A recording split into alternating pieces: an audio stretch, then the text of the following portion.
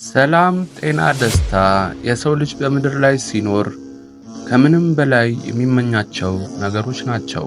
ነገር ግን በሽታና ስቃይ ሲመጣስ? አስቡት፣ 1 ዓመት፣ 5 ዓመት፣ 10 ዓመት አይደለም፣ ሙሉ 38 ዓመት በአንድ አልጋ ላይ ተኝቶ መቅረትን አስቡት። ሰውነቱ አልታዘዝ ብሎት የሚረዳው ዘመድ አጥቶ ውሃው ሲናወጥ ወደ መጠመቂያው የሚያወርደኝ ሰው የለኝም እያለ በሰውኛ ተስፋ ቆርጦ ነገር ግን የእግዚአብሔርን ምሕረት ሲጠብቅ የኖረ አንድ ምስኪን ሰው ነበረ። ታዲያ አንድ ቀን የፈውስ ሁሉ ባለቤት የሐኪሞች ሐኪም የሆነው ጌታችን ኢየሱስ ክርስቶስ ወደ እርሱ መጣ። ልትድን ትወዳለህን ብሎም ጠየቀው። ይህ በዮሐንስ ወንጌል ላይ የምናገኘው የመጻጉዕ ታሪክ ዛሬ በዐቢይ ጾም 4ኛው ሳምንት ላይ በቤተ ክርስቲያናችን በስፋት ይነገራል። ለመሆኑ መጻጉዕ ማለት ምን ማለት ነው? የ38 ዓመቱ በሽተኛ ታሪክ ለኛ የሚሰጠን ጥልቅ መንፈሳዊ ትምህርትስ ምንድነው? ሰው የለኝም የምንልበት የሕይወት ፈተና ሲገጥመንስ መፍትሄው ምንድነው? ዛሬ ይህንን እጅግ አስደናቂና ልብን የሚያጠግብ ትምህርት ይዘንላችሁ ቀርበናል። እስከ ፍጻሜው ድረስ አብራችሁን ቆዩ። እንኳን ወደ ኦርቶዶክሳውያን ቻናል በሰላም መጣችሁ። ይህንን የሕይወትና የፈውስ ቃል ከመጀመራችን በፊት ትምህርቱ ለሌሎች ወንድምና እህቶቻችን እንዲደርስ እባክዎን ላይክ ማድረግዎን አይርሱ። ለቻናላችን አዲስ ከሆኑ ደግሞ ሰብስክራይብ በማድረግና የደወል ምልክቷን በመጫን የዘውትር ቤተሰብ ይሁኑ። ሐሳብ አስተያየቶንም በኮሜንት ላይ ይጻፉልን። በስመ አብ ወወልድ ወመንፈስ ቅዱስ አሐዱ አምላክ አሜን። መጻጉዕ የሚለው ቃል የግዕዝ ቃል ሲሆን ትርጉሙም በሽተኛ፣ ታማሚ፣ ደዌ ጸናበት፣ ጉልበቱ የሰለለ ማለት ነው። ይህ ሳምንት ጌታችን ኢየሱስ ክርስቶስ በምድር በተመላለሰበት ጊዜ ያደረጋቸውን የፈውስ ሥራዎች በተለይም በቤተ ሳይዳ የተፈጸመውን ተአምር የምናስብበት ዕለት ነው። በዮሐንስ ወንጌል ምዕራፍ 5 ከቁጥር 1 ጀምሮ እንደተጻፈው በኢየሩሳሌም የበጎች በር አጠገብ ቤተ ሳይዳ የምትባል አንዲት መጠመቂያ ነበረች። 5 መመላለሻም ነበራት። በእነዚህ መመላለሻዎች ውስጥ ዕውሮች፣ አንካሶች፣ ሰውነታቸው የሰለለና በልዩ ልዩ በሽታ የሚሰቃዩ ብዙ ሕመምተኞች ይተኙ ነበር። ለምን ቢሉ የእግዚአብሔር መልአክ በሳምንት አንድ ጊዜ ብቻ ወደ መጠመቂያይቱ ወርዶ ውሃውን ያናውጠው ነበርና ውሃው ከተናወጠ በኋላም በመጀመሪያው ወደ ውሃው የሚገባው ከማንኛውም ካለበት ደዌ በሽታ ይድን ነበር። አስቡት እንግዲህ ውሃው ሲናወጥ አንዱ ቀድሞት ይገባል፣ ሁለተኛውም እድል የለውም። በዚህ ቦታ ላይ ነው እንግዲህ ለ38 ዓመታት ታሞ በአልጋ ላይ የቆየው ይህ ምስኪን ሰው የነበረው። 38 ዓመት ሙሉ ተስፋ ሳይቆርጥ ፈውሱን እየጠበቀ ሌሎች ሲድኑ እያየ እርሱ ግን በመከራ ውስጥ ሆኖ ኖረ። ይህ ሰው ትዕግስቱ እጅግ የሚያስገርም ነው። እኛ ትንሽ በሽታ ሲነካን ወይም የጸለይነው ጸሎት ቶሎ ካልተመለስን እንዴት ፈጥነን ተስፋ እንደምንቆርጥ እስቲ እናስበው። ይህ ሰው ግን በፈጣሪው ምሕረት ላይ ፍጹም ተስፋ ነበረው። ጌታችን መድኃኒታችን ኢየሱስ ክርስቶስም ወደዚች መጠመቂያ መጣ። በዚያም ይህንን ሰው ተኝቶ አየው። የልብን የሚያውቅ አምላክ ነውና ይህ ሰው ለብዙ ዘመን በዚያ እንደነበረ አውቆ አጠገቡ ቆመና ልትድን ትወዳለህን አለው። ምን አይነት ጥያቄ ነው? ለ38 ዓመት ለታመመ ሰው ልትድን ትፈልጋለህን ብሎ መጠየቅ ለምን አስፈለገ? አባቶቻችን ሲተረጉሙ ጌታችን ይህንን የጠየቀው የሰውየውን ፍላጎትና እምነት ለማሳየት ነው። ምክንያቱም ክርስትና ነጻ ፍቃድ ነውና።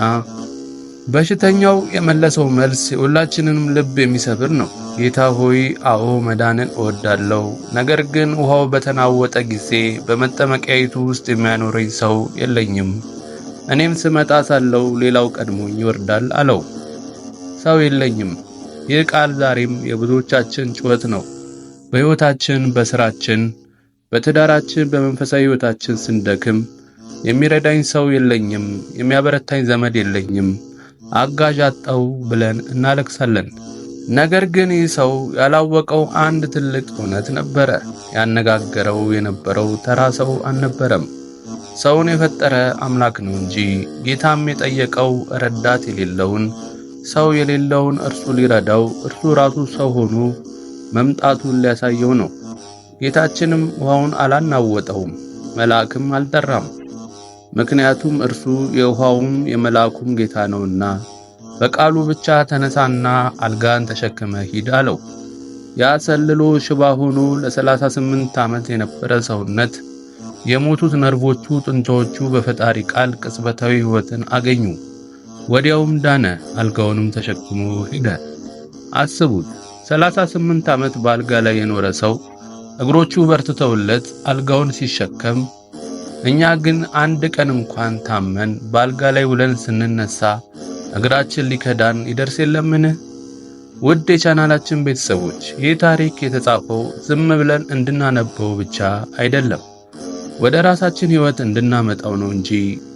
አባቶቻችን ይህንን ታሪክ ሲተረጉሙት እንዲህ ይላሉ። መጻጉዕ በሽተኛው የሁላችን ምሳሌ ነው።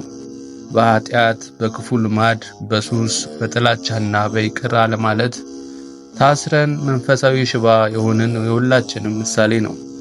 38 ዓመት መተኛቱ የሕይወታችን የከንቱ ድካም ዘመን ምሳሌ ነው። ቤተሳዳ ደግሞ የቤተ ክርስቲያን ምሳሌ ናት።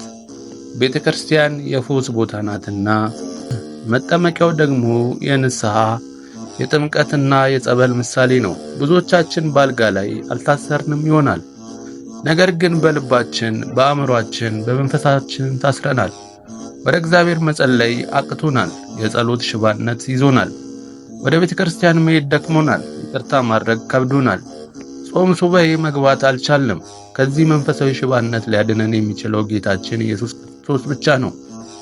ዛሬም በዐቢይ ጾም 4ኛው ሳምንት ጌታ ወደ ልባችን መጥቶ ልትድን ትወዳለህን? ከዚህ የኃጢአት ሥራት መፈታት ትፈልጋለህን? እያለን ነው። ሰው የለኝም ብለን ተስፋ አንቁረጥ፣ ምክንያቱም ራሱ እግዚአብሔር አለን። በካህናት አባቶቻችን በኩል ተነሳ፣ የኃጢአትን አልጋ ትተ በንስሐ ታጥበ ተነሳ የሚል የፈውስ ድምፅ በቤተ ክርስቲያን ዘውትር ይሰማል። ሊቁ ቅዱስ ያሬድ ለዚህ ሳምንት በሰጠን የጾመ ድጓ ዜማው ላይ እግዚአብሔር ውእቱ ብርሃኖሙ ለዕውራን ወሐኪሞሙ ለድውያን በማለት ይዘምራል። ትርጉሙም እግዚአብሔር ለዕውሮች ብርሃናቸው፣ ለድውያን ሐኪማቸው እርሱ ነው ማለት ነው። አንድ ልብ ልንለው የሚገባ ነገር ጌታችን ይህንን መጻጉዕ የፈወሰው በሰንበት ቀን ነበር። አይሁድም ይህንን ሲያዩ የሰንበት ሕግ ሽረሃል ብለው ተቃወሙት። ክርስቶስ ግን የሰንበት ጌታ እርሱ መሆኑን፣ ሰንበት የተሰራችው ለሰው ዕረፍት ድህነት እንጂ ሰው በሰንበት ታስሮ በበሽታ እንዲማቀቅ አለመሆኑን በተግባር አስተማራቸው። በኋላም ጌታ ያንን የፈወሰውን ሰው በመቅደስ አግኝቶት እነሆ ድነሃል፣ ከዚህ የሚብስ እንዳይደርስብህ ወደፊት ኃጢአት አትስራ አለው። አያችሁ፣ የአካላዊ በሽታን መነሻውም ሆነ ከበሽታው ሁሉ የከፋው ትልቁ በሽታ ኃጢአት ነው። ጌታ አካላዊ ፈውስ ብቻ ሳይሆን የነፍስም ድህነትን ሰጠው። የዚህ ጾም ዋናው ዓላማችን ይህ ነው። ሥጋችንን በጾም ቀጥተን ነፍሳችንን ከኃጢአት ደዌ መፈወስ ነው። የተወደዳችሁ ተመልካቾቻችን፣ የመጻጉዕ ሳምንት ትልቁ መልእክት ተስፋ ለመቁረጥና ፈውሳችንን ከእግዚአብሔር ብቻ መጠበቅ ነው። በሥጋ የታመማችሁ፣ በሆስፒታል አልጋ ላይ ያላችሁ ወይም በመንፈሳዊ ደዌ የደከማችሁ ሁሉ የቤተሳይዳው ጌታ ኢየሱስ ክርስቶስ ዛሬም ሕያው ነው፣ በመካከላችን አለ። ቃሉን ልኮ ለሁላችንም ይፈውሰን። ለዛሬ አንድ ጥያቄ እንጠይቃችሁ። በሕይወታችሁ ልክ እንደ መጻጉዕ ረጅም ዘመን የተፈተናችሁ ግን ፈጣሪ ጣልቃ ገብቶ የፈወሳችሁ የለወጣችሁ ነገር ምንድን ነው? እባክዎን ምስክርነታችሁና ያላችሁን የጸሎት ጥያቄ በኮሜንት ላይ ይጻፉልን። ይህ መንፈሳዊ ትምህርት ለሌሎችም እንዲደርስ ቪዲዮን ሼር ማድረግ አትዘንጉ። ቻናላችንንም ሰብስክራይብ ስላደረጋችሁ ከልብ እናመሰግናለን። የመጻጉዕን ጾም የፈውስ የንስሐና የድህነት ጾም ያድርግልን። እስከ ቀጣዩ የደብረ ዘይት ሳምንት ትምህርት በሰላም ቆዩልን። ወስብሐት ለእግዚአብሔር ወለወላዲቱ ድንግል ወለመስቀሉ ክቡር። ይቆየን። አሜን።